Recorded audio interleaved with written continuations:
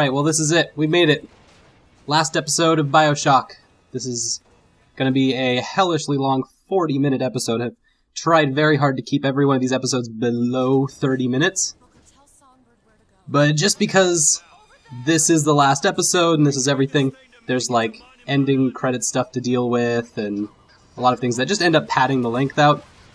There's like 20 minutes of credits, which you can put that into whatever way you want, but yeah, this is basically going to be the last fight of the game, leading to the last cutscene, and main thing about how I'm putting together this Let's Play is that because Bioshock is a very important series to me, and because of how this all goes, this is going to be something that I'm going to talk through all the way. If you are looking for a Let's Play that shows the ending without interruption, that's not going to be this one. I hope that people aren't too mad about that, but the main thing is that this is a critical look at the game, and so this is going to be one of those times where I'm going to take a little bit of artistic liberty and talk right on over the ending cutscene, which will be more helpful, especially because I got a lot of stuff to say, very, very short amount of time to fit it all in. So, with that out of the way, I want to talk about what it means to critique a AAA Let's Play. It's very easy to say that when it comes to AAA Let's Plays, I'm going to be very, very harsh against them compared to what I would be for any other Let's Play. And there's a very good reason for that. AAA games at the level that Bioshock Infinite is creating at, should be the best of the best, and there should be no suffering. They have the most resources at their disposal, the most of everything at hand, more than any other game. And so they really should be the most artistic, the most expressionary, the most everything. And when that doesn't happen, which is almost every time, I'm going to be the first to call that out. There's really no excuse for any lack of quality. And this isn't polish, because there is a hell of a lot of polish on all of these games. I would say that that's pretty much the only thing that AAA games are good at, is polish. In this case, yeah, so when I critique the game very harshly, that's a lot of where it comes from, is that there's a huge amount of privilege to making a AAA game that never seems to follow through in the execution of actually making a AAA game. So here, the last fight of the game, which, to be fair, there's not a game made by this company that has a good ending. This is probably the best they can do. But this ending fight is literally just everything that we've done the last 10 hours for, with an extra command that you can throw a bird at it. And by it, I mean like giant Zeppelins. It's really kind of a bizarre final battle to have. I mean, sure, Borderlands 2 I've criticized for having bad boss fights, but come on. This is not a boss fight. And this is supposed to be the end-all, be-all of fighting or combat in this game, something that we've built up for the last 10 hours. And this is just goofy. I just took down a blimp with a pistol. I don't know. I don't know what to make of that. So, with cleaning up the last, 30 minutes of the game that we've got, I got a breakdown. I want to put together all of the things that have been on my mind with this game that I haven't been able to get to with the last 24 episodes, and just kind of shove it all in together. So this is what I am calling, for an ending, the good, the bad, and the ugly. And good is really just kind of like the best I could find. But I want to start with the good, because there are a lot of good things about this game. Thing is, if you want to find people praising this game, that's not very hard to find. You can watch literally any other Let's Play and find someone praising something about this. You can also find other Let's Plays to find people criticizing it, like talking about how much they hate the combat or how much they hate the story. I'm in the latter, but there's a lot that are in the former, and I can't speak for the former because I'm playing on easy. So it's going to be one of those things. Anyway, the ending of this game is going to, and I'm going to be very spoilerific. I haven't been for the entire series, but once again, if you want to watch the ending without my interruptions, go to I would be happy to link to another Let's Play that does a much better job than I do at showing rather than explaining. But this is for those who have already seen the ending and know what's going on, but I want to identify it directly, and so I'm just giving the spoiler warning out now. I don't know if that's something that people do anymore, or if that's a real thing. But we have a really cool part with the ending of this game, where we finally get to see the closure of Elizabeth's character, and Elizabeth grows into a woman, and she approaches her womanhood by literally superseding all 3 parental figures that have held her and kept her trapped for the entirety of her life in a lot of different ways, as the ending shows. And she ascends, in a way, in a very religious way. She ascends to a higher plane of knowledge and understanding based on all of their teachings. And so it's kind of a cool way. Basically, Elizabeth ascends to godhood. When I say ascension, like, this is very literal in its meaning. And so it's sloppy with Elizabeth's deification becoming a deity. Deification. And the sloppy deification kind of covers all of this up with the chaos of the ending as a whole. The ending being 20 minutes of pure exposition on why everything is the way it is. Very anti play, don't show mentality. And there's somewhere deep within the expository trash pile of an ending is really a wonderful soul of a young girl becoming a woman, which I've talked about was trashed on by the levels before this one that we're at right now, this little weird death arena. I mean, hey, if this was a Ratchet & Clank game, this part would be freaking awesome. But also this would be one single level of a much larger thing. So, I guess we could be playing Ratchet & Clank. They have really good death arenas. Like, really good. Anyway, I'm off topic.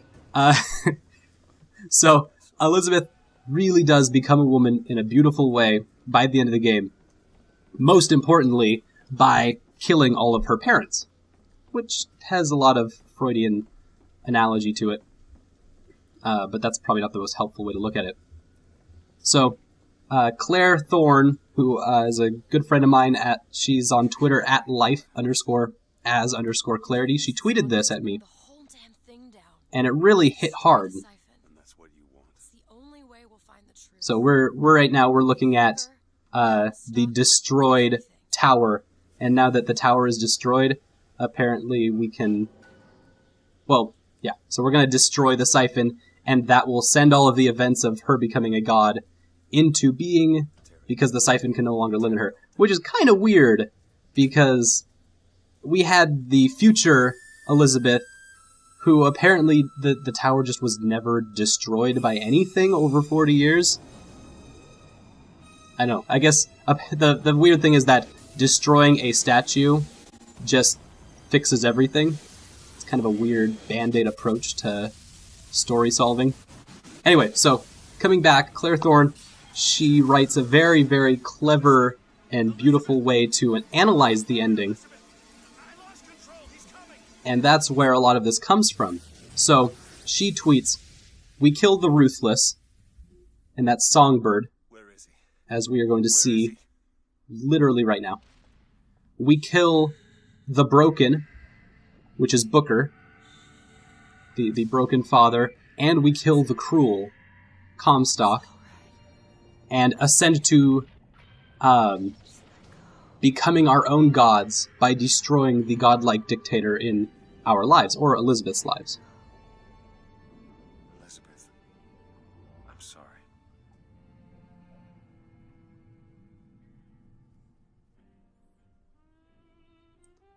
Oh, the cutscene bird has finally died. This place? We sing Elizabeth? We sing the swan song under the sea. One of many. This way. I like how we killed the cutscene bird with a Where are you cutscene. going? Not only, I guess the best way to put it is, we threw Rapture at a bird. Is there an answer? So we're here? back at Rapture, which is kind of cool. I just like the irony of, how do you throw an underwater city at a bird? This is how. Have you ever had that as like a quandary in your life? Over Yeah. here, Booker. Ah, it's so nice to see the Art Deco aesthetic. A real aesthetic. Ah, it kind of actually makes everything that we've played before like seemingly lesser. It's like, oh, we could have been playing this the whole What do you mean? time. This is a doorway. I remember playing this. This was fun. But really, they're the best world makers in the biz, so I'm not gonna Probably gonna regret this. hurt them on that. Anyway, so the cool thing about how all these characters die, all three of these parents, is that they are all killed in water. You have the theme of baptism in this case. At the bottom of the ocean. Oh, right, sorry. You know how I said we had one elevator scene left? This is actually the last elevator scene. My bad. I was way wrong. Still one more. Except it's a bathysphere, not a elevator. But, so, we have this theme that baptism does not actually mean rebirth, but really means death. And so, in the game, they constantly use baptism or death to solve their problems. They've got a loose end somewhere, they just baptize it, solve it, cleanse it of its existence, in a way of speaking. So, baptism, in another sense, could also mean, and it could mean a lot of things. If you have other ideas of what the baptism theme means in this game, please post it, because it's a really cool theme. Come on. Baptism could also mean failing as a father, as all three of the dad bros died as a failed parent. This has a lot of religious connotations where father is used as a metaphor for God in many religions, Once we were here, especially I Eurocentric couldn't control religions, it. I thought where it's shoved down your throat that the father is the alpha and the omega. Come from? But that's kind of cool that you have baptism meaning something about fatherhood and failure and needing to be cleansed. Although it's a little bit cynical as far as religious sentiments go. If you were someone of Christianity, there's a lot you could be like really mad at this game about in how they portray baptism as this they demonize baptism as an event. But all that's left is the there's also ways you could analyze the game where it doesn't have that connotation. Not as a less cynical appreciation of the baptism used in this game. So, that's the best I've got. That's the good stuff. After this point, it's all downhill. I've got a lot of, criticism for the themes of this game and how it portrays itself because of how sloppy a lot of it follows through with everything and creates kind of this nothingness to the entire game. Which isn't fair for the writing of it, because you have a scene like this with the infinite lighthouses on the landscape. That's some beautiful imagery. Like stars twinkling in the sky, lighthouses that lead to nowhere, that find people their place. That's some cool stuff. But it's all just meant to tie up loose ends, not to actually I don't understand. say anything. Say anything with meaning. Why? Because it does. Because it has. Because it will. I want you to focus on that. Because it does, because it has, because it will. That is the answer to all of the things in Bioshock Infinite. Whenever you're like, why did this happen? Their answer to you literally is, because it has. Because it did. Why did this happen? Because it will. Too bad, you can't argue with that. Time magic. Boom. Which is really not fair to people who are actually looking for some kind of more deep answer to these very philosophical conundrums of multi-existence and oh god, what's the word for consciousness on a more transcendence, and what these kinds of things mean in the larger spectrum. Which is okay. We miss out on a huge amount of things. The ironic thing is that when I first played Bioshock, it was in class, for a class, and the teacher originally bemoaned that you have all this choice in Bioshock, but you can never choose to swim away from the lighthouse or go somewhere else. And so there's a way where this actually responds to that directly, is like, well, there's infinite lighthouses. You can go to all of them, or something. I thought that was just a really tongue-in-cheek way to respond directly to that. Anyway, while we are multiply drowned in the multiverse, literally and figuratively, want to share the bad parts that I haven't been able to get to about Bioshock. So the first of that being Elizabeth as the worst damsel in distress trope ever. And that's that a trapped girl is freed from her tower by the big strong Disney man. Alright, so we have successfully saved the damsel in distress. But wait, there's more! Just as she grows and identifies herself as a free woman, she's caught and then trapped by the bad guy man, who then convinces her to forever stay and run his man empire for him. So this insinuates that not only is Elizabeth physically and magically powerless to free herself, unlike Booker is here, but she's also emotionally and mentally powerless to free herself. And then this is augmented by us seeing her 40 years in the future, using her powers to watch destruction helplessly, despite that she knows it is wrong. And even this is despite that her captor, Comstock, is completely gone and she is supposedly in charge of everything. That doesn't make sense. That's weird. How is she so powerless to stop everything, but actually having the power to stop everything, but not wanting to, but also want to? So the script settles this weird imbalance by her telling us in the most confusing way possible that she was pining for her freedom to this New York disaster from ever happening, but knew it could never happen because the big strong Disney man wasn't around to save her. So, thanks, game. She gives us the key to her own saving, and then we are supposed to go back in time and save her.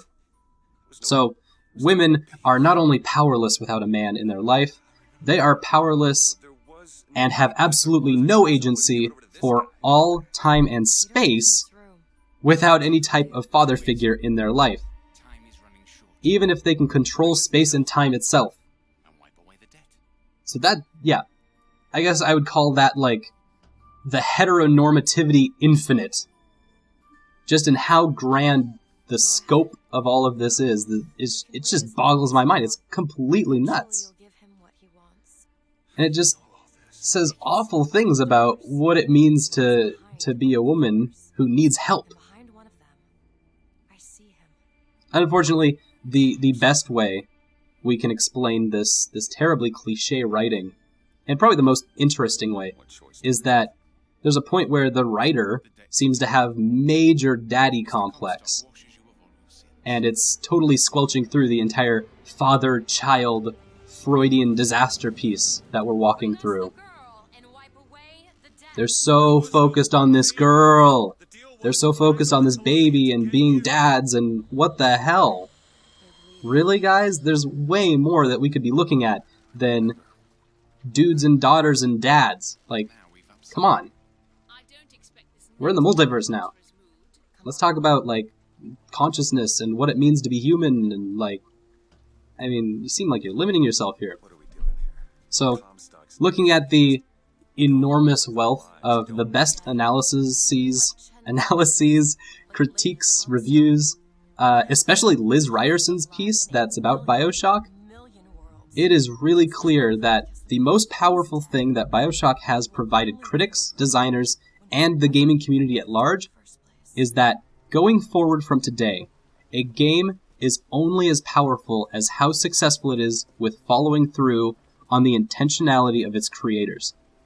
When Bioshock succeeds, It's a testament to the artful world that Ken Levine has created.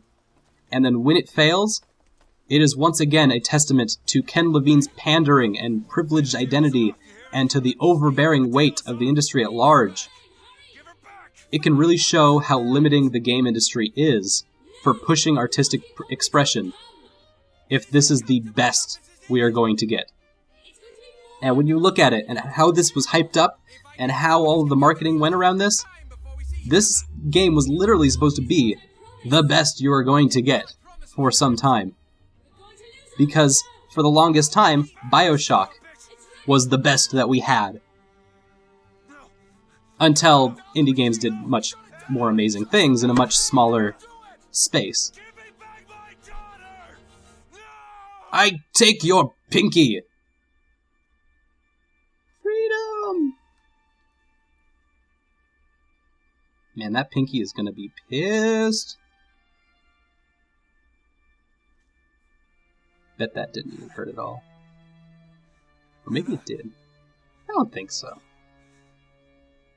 How do nerves know when they've crossed time and space? Is there like a signal of pain of some sort? She's gonna have like ghost limb pinky stuff going on for the longest time. Anyway, so at this point in the ending we have linked up all of the little plot holes, and it has been entirely solved by... You shared this room with your regret. So AD we now know is Anna DeWitt, not after death or anything crazier. A man came to you, offered you a chance, a redemption. Now Elizabeth is actually just walking around like trolling us. She's like, la la la, I know everything, and I'll just show it to you and then murder you, because,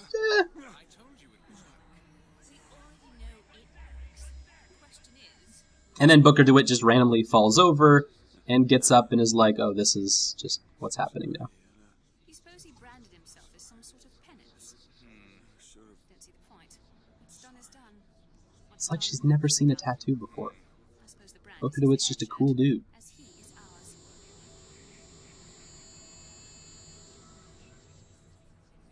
Wipe away the dead. Here's the girl. So now the plot is telling us that Booker is just writing his own reasons for doing things and creating his own amnesia effect to explain why he doesn't know anything coming into all of this, despite being a huge part of it. Wake up. So, This is where it started. if you needed amnesia to be explained to you, there you go. To your credit, you did try to weasel out of the deal. This is all Comstock's fault. Do the Letisses know they're, like, trapped in a really bland ending to a game?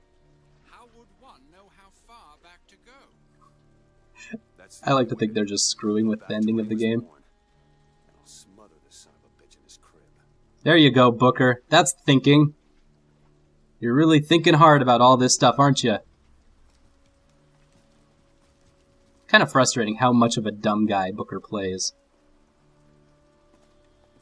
Because, I mean, I've talked about it earlier in the last few episodes, but, like, he just keeps on going. It's like, dude, are you, like, have you been listening to the last 3 hours of your life? You once went to the 80s! Are you sure? I want to go to the 80s. I have to. It's the only way to undo what I've done to you. Dump, dump, dump. Booker DeWitt, are you ready to be born again? Why are we back here? This isn't the same place, Booker. Of course it is. I remember. Are you ready to leave behind all You're that not- has gone before? Wipe the slate clean. Who are you? You chose to walk away, but in other oceans, you didn't. You took the It's your fan service spirit squad to take you back to hell. Da, da, da. to have never started, not just in this world, but in all of ours. Smother him in the crib. Smother, smother, smother, smother. Before the choice is made. Clones that murder you and send you down the river Styx. Literally. He's Booker DeWitt. This is for the action figure marketing.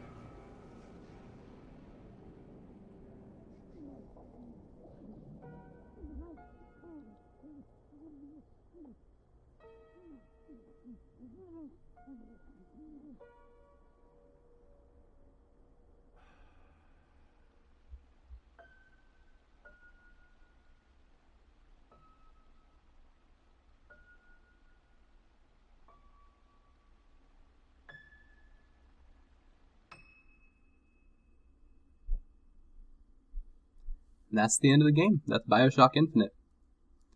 Fortunately for everything, the music is there to save the entire game. I really wanted to make sure I was not talking over that last few bars of the score, because that is the best part of Bioshock Infinite by far. There are some other really good things about the world building and how they use the graphical engine and the graphics and everything they put together, but the music, oh my god, yes, just so much amazing stuff technically about the score that was put together. Anyway, so now that the credits are rolling, I've got about 15 more minutes of the game entirely before we gotta get the heck out of here. And so I just want to clean up the ugliest parts of the game and leave it at that, and then let it ride. So, Comstock wasn't a fortune teller. He was a siren. He said stuff, and people just did what he said, and then praised his power. He said, "Don't leave, Elizabeth," and then the game told us she didn't leave. He said, "Burn down New York City," and then the game did that. That's not fortune telling, that's just following through with what you're gonna say. That would be like praising the bus driver for getting you to Wedgwood, as if he somehow knew that the sign on his bus said Wedgwood on it. Funny thing is, that's exactly what I see happening with the praise over Bioshock Infinite, especially as critics repeat every line from the game as if it had some sort of special meaning underneath it. Every critique I read the quotes, "He was one hell of a fortune teller," is another critic that takes the script at given value. Hopefully you see where I'm going with this, but the script of the game is a siren. The script says something, and people just follow what it says. If it says enough stuff in a short amount of time, nobody will question it, a la the last 15 minutes. It's like an episode of Family Guy. This way, the script doesn't need to hold itself up on any kind of artistic quality or expression or saying anything, but purely on its own existence. To put it another way, and to identify the power of the siren, it's like a gospel hymn being sweetly sung by a pair of actors who are reading scripts. Fluff, it's manipulative fluff that makes you feel like something is happening when really nothing is. This is why Bioshock Infinite leaves you feeling empty inside. It isn't because it was a roller coaster ending. It was a virtual roller coaster ending, a shallow imitation that uses time magic as an excuse to clean up any loose ends. Then they dangle Rapture in front of you a little bit for some, fan service, and they walk away.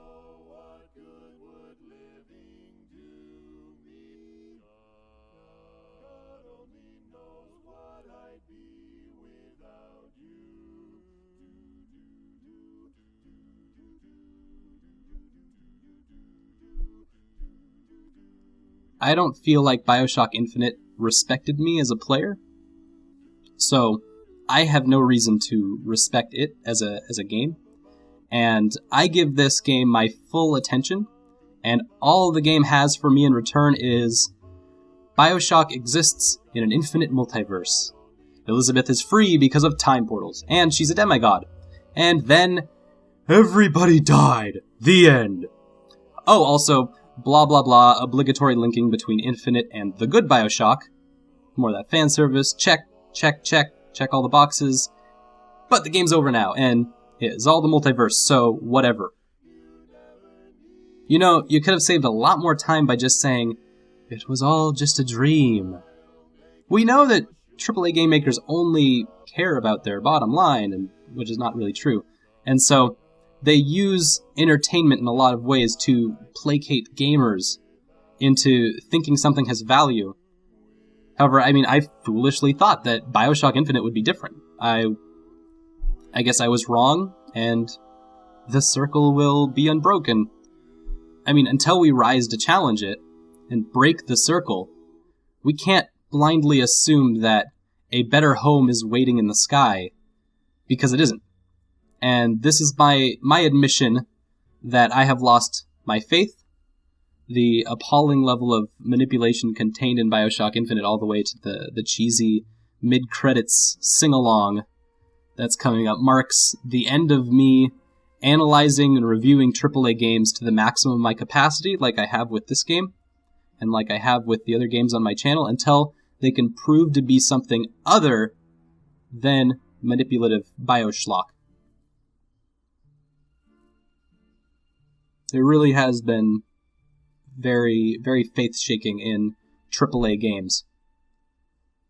But I will keep trying, because I really believe in games. But I sure as hell ain't gonna pay $60 for a game that is only worth a $4 Redbox rental. That's what I got.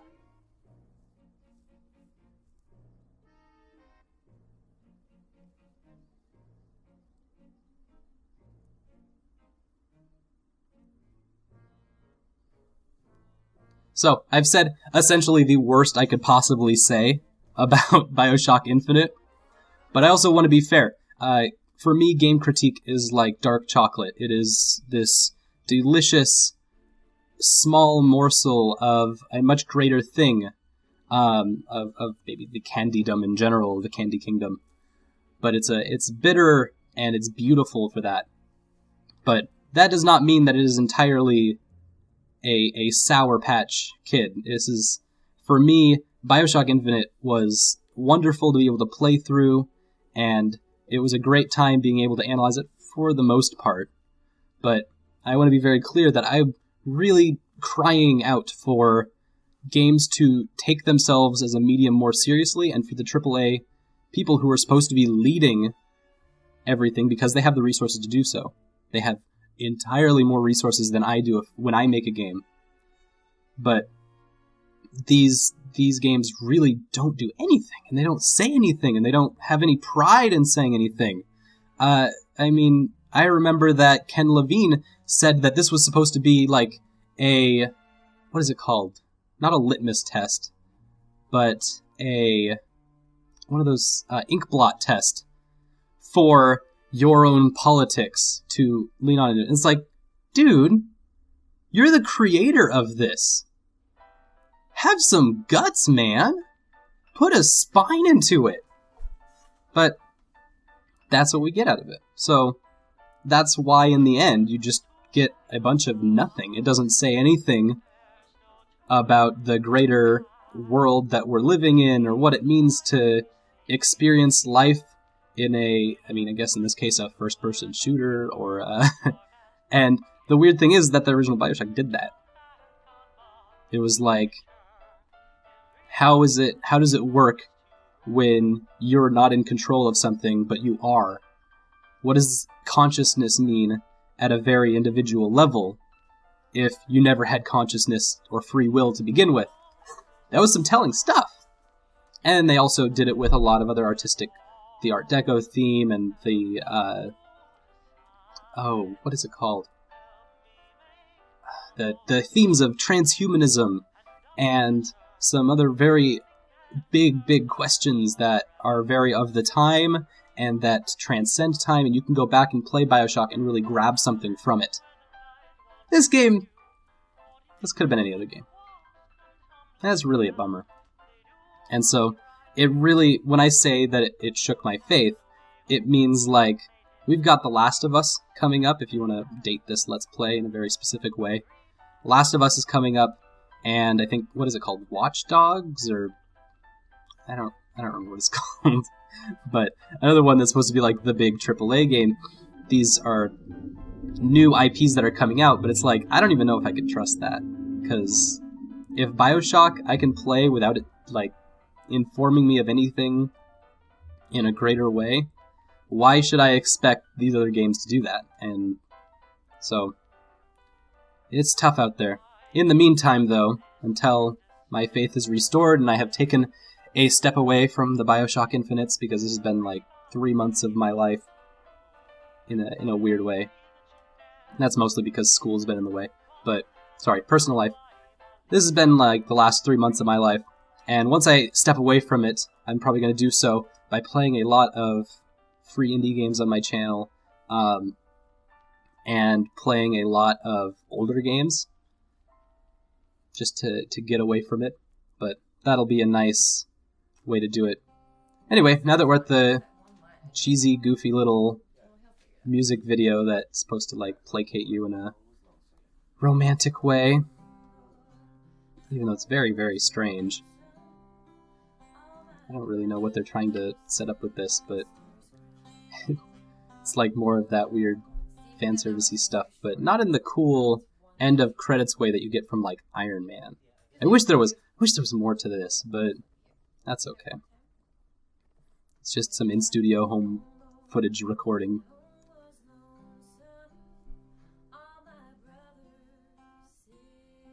So, I want to really, really thank everyone who's been watching the Bioshock Infinite Let's Play. I put a lot of work into this, and just like the people who made this game have put a lot of work into it, and I'm really happy that they have allowed me a space over YouTube to critique their work like this, and because I think it's very important to have this kind of relationship, a critical one between the people that make work and the people who receive that work. And so it's really cool to be able to work like that. Hey, there's Rihanna Pratchett. That's cool. She wrote Tomb Raider. Small world. Literally, games are a very tiny world. It's very weird. Run into people. But I want to thank everyone who's been sticking along with the Let's Play.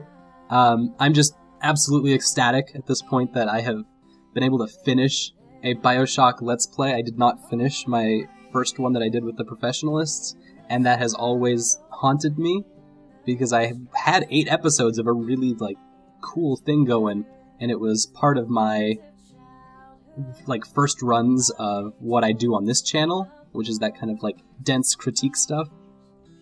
But this is, like, I finally get to finish it, and I have a completed product, and I feel like I've given people who have watched the series everything that I have in me about Bioshock Infinite, about this game. And so, just like the ending of this game, this last episode is a lot of dense information at once, and I know that when that happens, it's very hard to comment on individual bits of it when there's just so much coming at you, which is exactly the same as the ending. That's why when you feel like you're inundated with all this stuff and beating the game, it's like, I need to talk to someone about this, because I have no idea what just happened. That's just because information overload, man. That's like all it comes down to.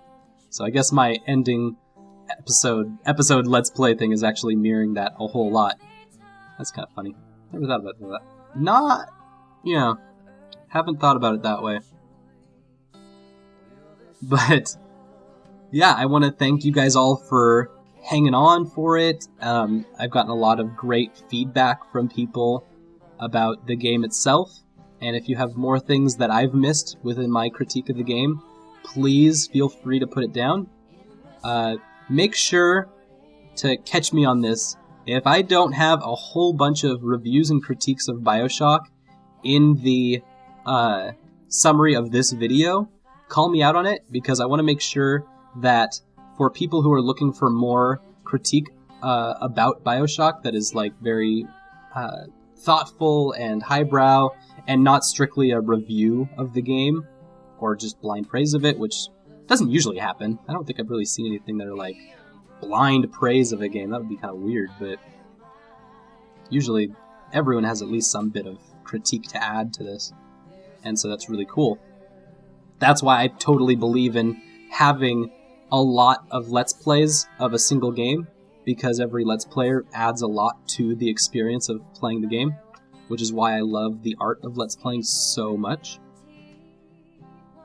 In the meantime, though, trying to think, all of my subscribers have been just absolutely wonderful with coming through and taking time to listen to me really just cry and moan about Bioshock Infinite, and giving it its 2 cents or giving it what it's worth when I can, and Well, otherwise it's just like an yeah. ending, right?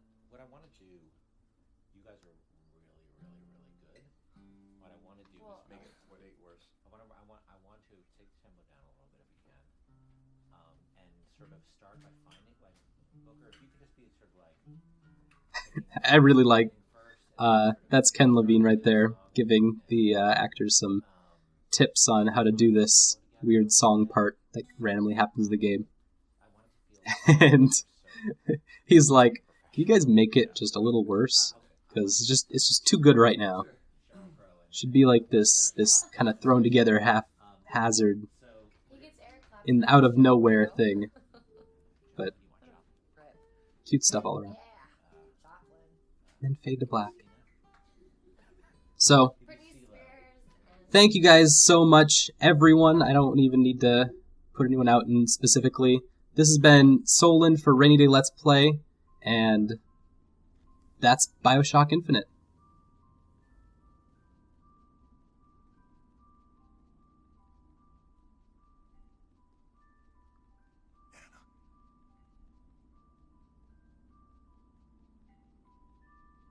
Anna?